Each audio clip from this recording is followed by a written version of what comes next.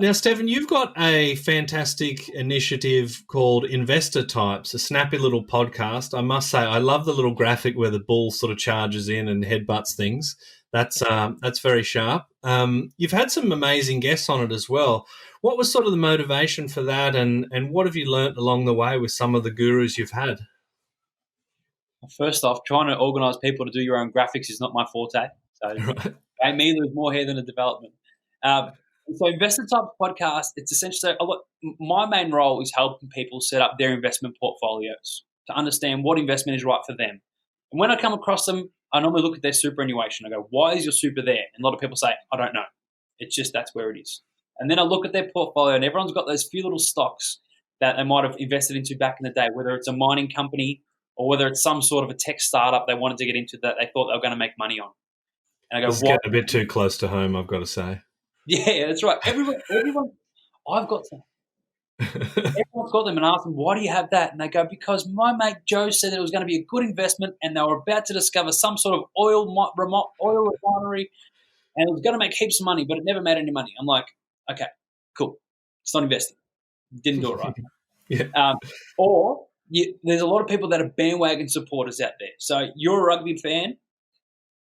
When Melbourne Storm was winning, everyone in Melbourne wanted to be a Melbourne supporter. Jump on the Storm bandwagon. Then they got done for the salary cap. Preaching. Premiership gone. If you're a Parramatta Eels supporter, I'm sorry. You didn't get successes from breaching salary caps. But people jump on the bandwagon, and that's what happens in investing. So there might be Bitcoin driving up at the end of 2017. Everyone started buying Bitcoin. Yeah.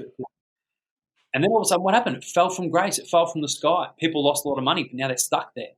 Yeah. In the property environment, back in 2008 to 2010, people buying into mining towns. Everyone was making money, so there was a rush towards mining towns. But then everyone said, hold on, what do you mean people actually don't want to live here or can't live here? Prices dropped, but a lot of people done their dough.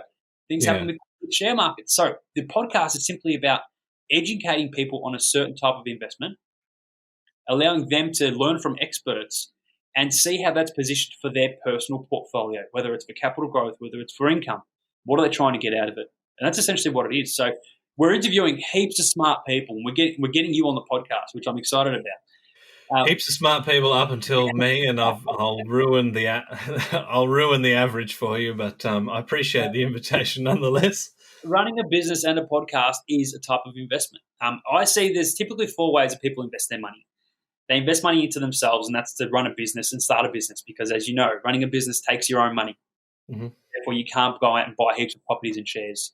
They might invest into property, and that goes into property development, commercial properties, residential property. They might go into share markets in Australia and around the world. That is also fixed income as well. Or they might go into alternatives, so the Bitcoin scenario.